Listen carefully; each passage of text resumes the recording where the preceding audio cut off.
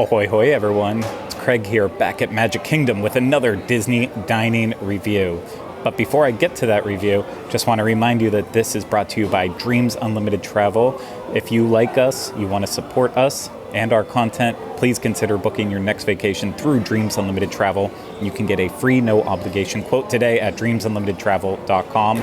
Also, please make sure you give us a thumbs up on this video, as well as making sure you are subscribed to the channel and leave any comments, questions, or future video ideas all down in the comments below. But let's talk about what I am doing today. I am eating a meal, not a snack, at Magic Kingdom, technically in Frontierland. However, right now, kind of halfway in between Frontierland and Adventureland.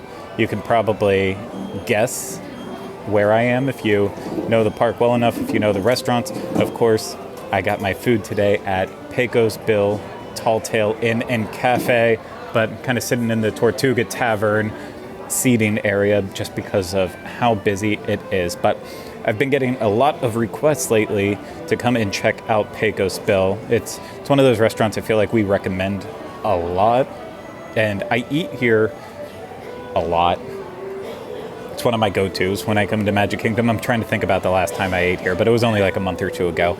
I just don't review it very often because a lot of times I just come here to get a quick snack, get something that's different besides chicken tenders, burgers, etc., etc. And so eat here a lot. I just don't review it all the time.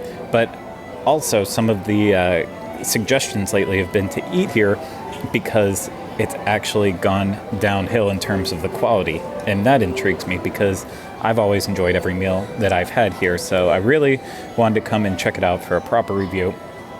And the toughest part was deciding what I actually wanted to get from Pecos Bill because it's Tex-Mex inspired menu. There's the bowls, the rice bowls that feature different types of protein, either chicken or pork. And then they have a burger they're currently serving in there. There's nachos that you can get all loaded with meats and stuff. But I wanted to find one item that kind of blended a little bit of everything that the restaurant has to offer into one dish. And so I found the fajita platter. And the fajita platter is $14.99, and it comes with three tortillas. Yes, 3 tortillas. It comes with the seasoned chicken. It comes with seasoned pork. It comes with peppers and onions, black beans, rice, as well as some toppings, including kind of gross-looking lettuce and tomatoes, then salsa and sour cream. So you do get a lot on the plate and get to try a little bit of the different ingredients that would be in other dishes. But here, it's fun because now I get to put it together myself, which I didn't think about that when I ordered it. I thought about, hey, it kind of blends the best of everything here. But now I have to construct it myself. But I'm probably actually going to hold back from that as I reach to get to my fork. Struggle with that. I'm going to eventually make a fajita out of it, but I want to try everything on its own just to see how it is. So let's start with the chicken. Not gonna lie, I know it's made with like a verde sauce in there, but the fact that it's a little bit green weirds me out, and I'm really trying to not hold that against the chicken before I take a bite. But I don't think I noticed the greenness of it when I order it like on a rice bowl. But chicken by itself is extremely flavorful. Like I said, it's cooked down in a verde sauce, a green sauce, so you can definitely taste that more than anything coming through. But it's not overly salty, not overly seasoned. It's it's nice mushy chicken. But now for the pork. The pork is decent too. I actually like the pork better than the chicken, but it has the opposite problem. It's definitely salted up. It's got a little kick of spice, not spicy by any means, but a tiny kick of spice, and it's really, really nice. I would definitely take that as tacos or nachos if I wasn't doing the fajitas right now, but I really enjoyed it. So pepper and onion time. So the pepper and onions aren't that great. I'm not quite sure how they cook them down. I'm assuming butter because they just taste like straight butter to me. And it's not amazing. It needs some char. If you're having fajitas, you want the char and the sizzle, and none of that's there. It just tastes like wilted peppers and onions in butter.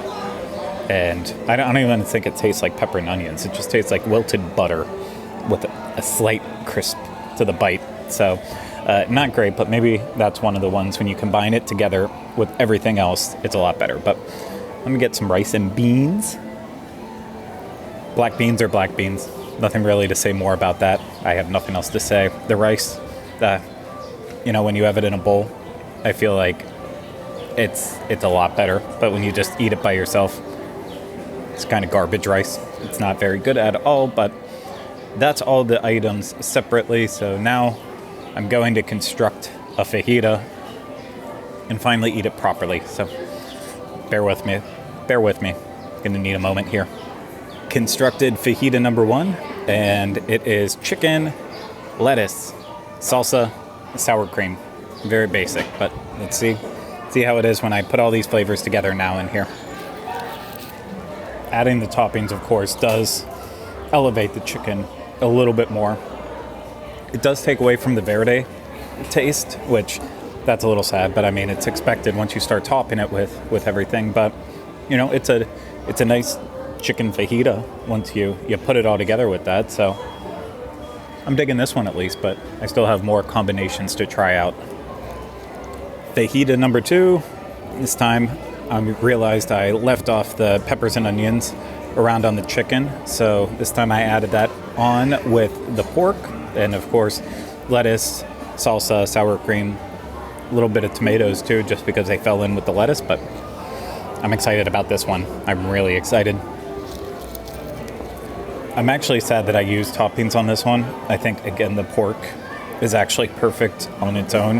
It doesn't need the help of wilted iceberg lettuce and kind of bland salsa and tomatoes and even the sour cream. I think the pork actually, it does a decent job of standing on its own, at least the sampling of it that I had today. I'd even take the fajita, throw a little bit of rice and black beans and pork in there and probably eat it that way. It's probably how I am going to eat my next one, just to experiment.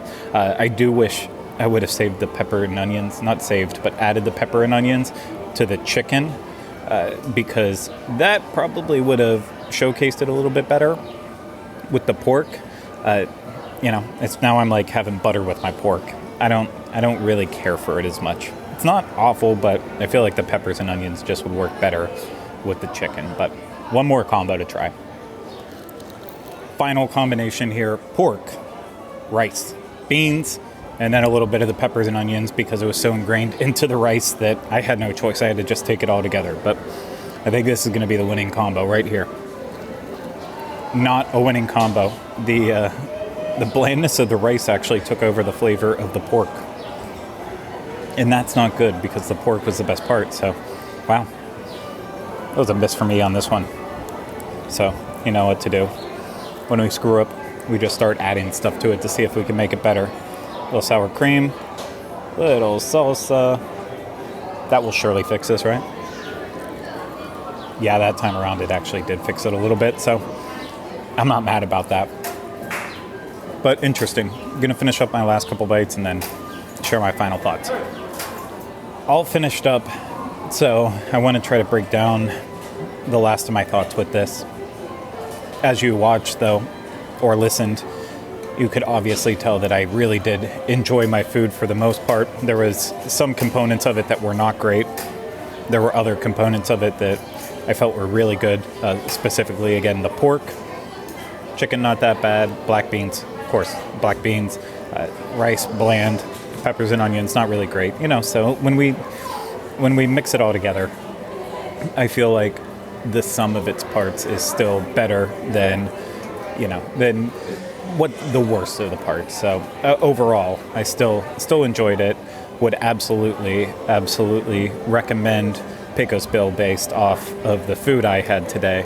And it might be hit or miss, but I think a lot of that has to do with how busy the restaurant is. It's just constantly slammed. I mean, I was walking around inside trying to find a fork for my food. I couldn't find one at all. All of the inside dispensers were completely out.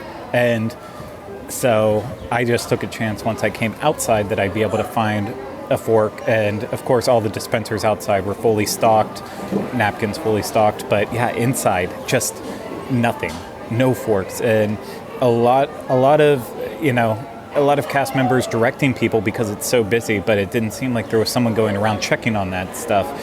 Tables were a little bit dirty on the inside because they weren't able to cycle out. People were just coming in so quickly that as soon as one person got up, the next person sat back down. And then one of the biggest problems of Pecos Bill is there's just not enough outdoor seating. There's only the one small strip that's in front of Frontierland, like right beside the parade pathway. But then if you can't find a spot there, which is very difficult because there's not that much, you have to come to Tortuga Tavern. And there's a lot out here in the Caribbean Plaza area, but still it's now filled up as I'm looking around. So it gets very busy here.